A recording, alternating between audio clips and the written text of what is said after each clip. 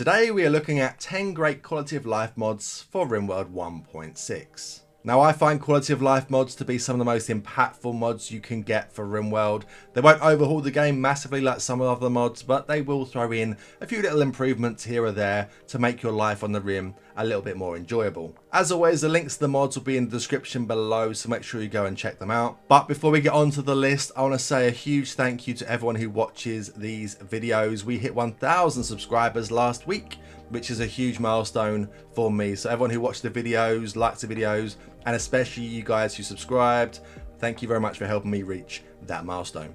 Jellyfish Turbines by Jovis. Now, by playing Rimworld, you know the wind turbines take up a lot of space, as you see here. We all know you can't build anything else in this area, and trees will block the wind as well, making it a bit of a nuisance and kind of hard to get too many inside your base. This mod had these really cool advanced wind turbines that take up a lot less space than the regular ones. Therefore, if you're limited on space, you can squeeze them in and even have a mixture of those with other power sources. They are, however, very balanced though, because at maximum wind, they only output 700 watts. Compare that to the regular one, which is 2,300 watts, and they are a lot lower.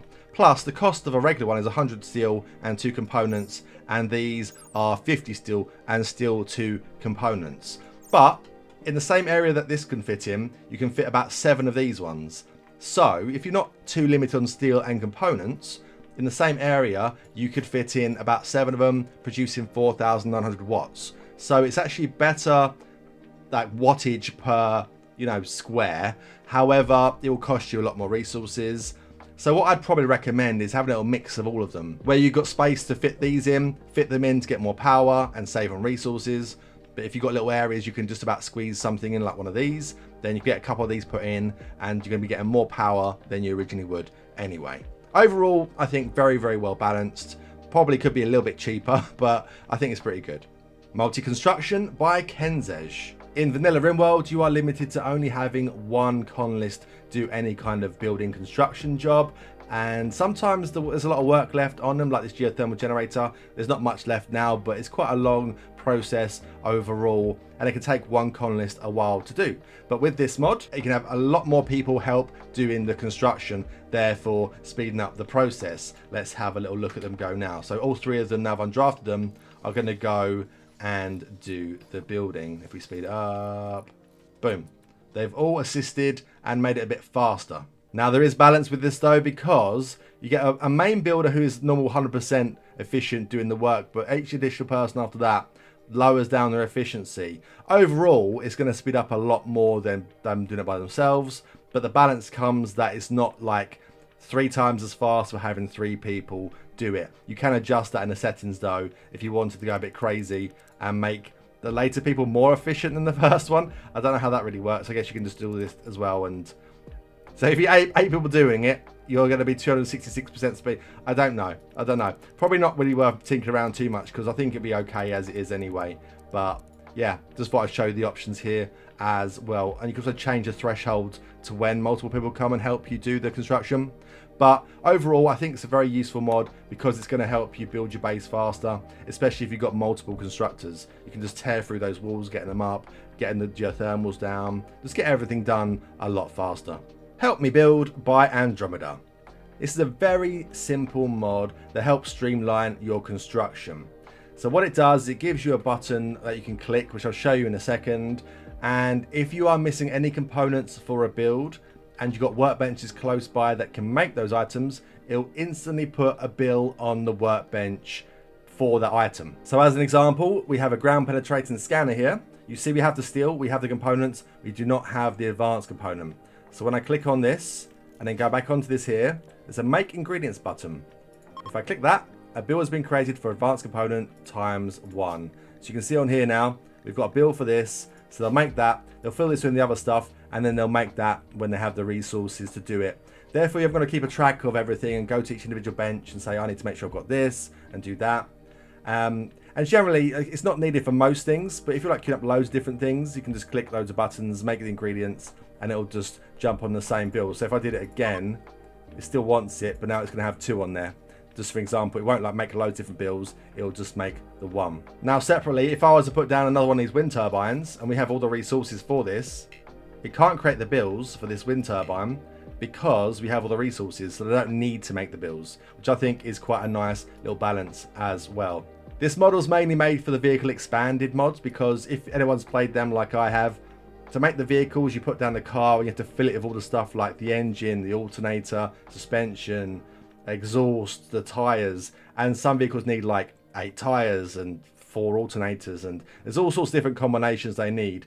So rather than having to like look at it, make a list, which I've had to do as well, and then like write it down, then go to the right bench, click everything, you can just put the building down and then click make ingredients, and everything will get queued up. And it's just a bit of a smooth way of doing it.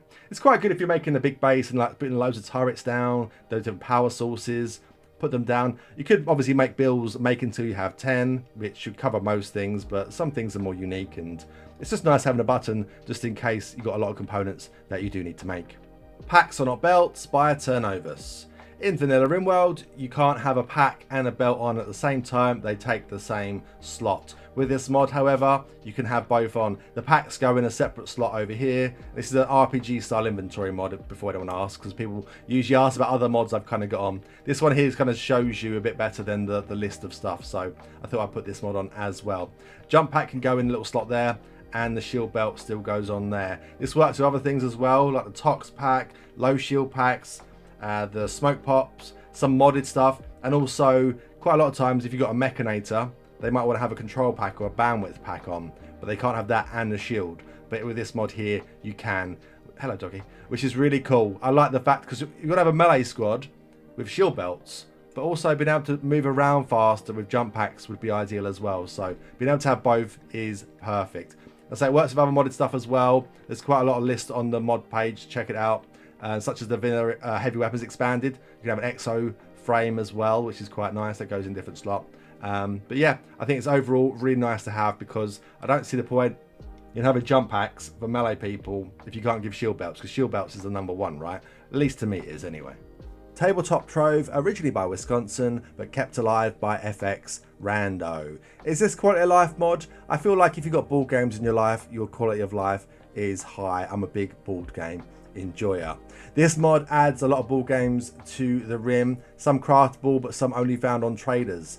We have Monopsony, Sorcery the Assembly, Colonists of the Rim, Discreet Dictator, 1, Treachery at Mansion in the Woods, and we have Cellars and Dwellers, which is basically D&D, let's be honest. And we also have a Luigi board, a Fix 6, Janko, and the Game of Strife. Now, as well as fulfilling your colonist recreation needs, playing board games also trains some stats as well. Now, they all train intellectual as their default, which is great, gives a little bit of a boost there. Cellars and Dwellers and the Luigi board also train social, which is very nice. A Fix 6 increases intellectual training a little higher than regular. We've got Janko, which is for construction, and we've got the Game of Strife, which trains melee, which is really good. So these ones are very good at training, as well as the social for this one as well. The Luigi board, the Fix 6, the Janko, and the Game of Strife are only found on traders and cannot be crafted, however. So on the research, there's a tabletop game tab down here, shows you ones you'll be able to get. All the other ones are bought from traders. Overall, I think it's a fantastic mod. I mean, you're getting your recreation needs fulfilled, and also you are gaining some stats out of it as well. So yeah, I'd recommend it. Artwork as well, pretty decent. Let me know in the comments if you can work out what games these ones are inspired by, shall we say. I mean, that's pretty much a given. I think some people might not know some of these ones though, but you should know most of them, right? Useful Marks by Andromeda. This mod helps you mark colonists and enemies alike, so at a glance you can get some quick information without having to remember what everyone is good at. Straight away you can see underneath their names they have their adulthood jobs, so you know builder here is going to be pretty good at construction. Some of them not too clear. Game dev, I mean, plants and artistic. I mean, I guess artistic makes sense, not sure about plants, but you might have to learn those parts, but they're there. You can turn them off as well if you want to. Now on the pin on here, we can click on that and we can assign people different marks if you want to. So Hicklin is a melee person. They will have a melee weapon if we decide to give them one. But if we go onto here and click melee, they have a little sword come next to them. Ash is better at shooting, so we'll add a little of that. And now we can see at a glance they're a melee person, and they're a ranger. So if you go back onto the pin thing and click on this little box down the bottom here, you can see all the different markers that you have. Some are automatic, some are the ones that we marked ourselves. So you've got ranged fighter and melee fighters. These are for enemies only. So when a raid comes in, without having to go through everyone and looking at everyone specifically, they'll have a marker if they're a melee person, if they're a ranged person. Also we'll have on them if they've taken go juice, so if they're running really fast, you now know rather than having to check their health tab, and if they're on pills, all that kind of stuff as well. You can also mark specific kill targets, so if they've got a doomsday, just mark them with that so you know the priority targets. All other things that automatically go on, these are for con lists. Heat, if you're too hot, too cold, diseases and toxins, stuff like that, which is quite cool. You can just see at a glance who is having trouble. We can also make our own ones. So we get the plus down here. We can like change different things. So they're a melee fighter. We can change this to if someone's unwavering loyal, if there's certain ideology stuff, xenotypes. You can take all sorts of different things, and you can have multiple things. So there might be a melee fighter and they're like a Neanderthal, so you know it's extra dangerous. Just little stuff like that. And in the settings, we can change a few little things. So if you don't want to have the icons on the con list bar, you can click that off so that you see they'll go away there. If you don't want to have the text, I'd probably remove the text because it doesn't really help too much. Like, I played the game a lot, but I don't know all the adulthood stories and what it really means. But, you know, you could probably mark them with a different way as well. So if you want to have like a constructor specifically, you can have a different symbol for that if you wanted to. You can show different icon sizes, and there's a few other different things you can change as well. But I think we should call a raid in so you can see it automatically work itself.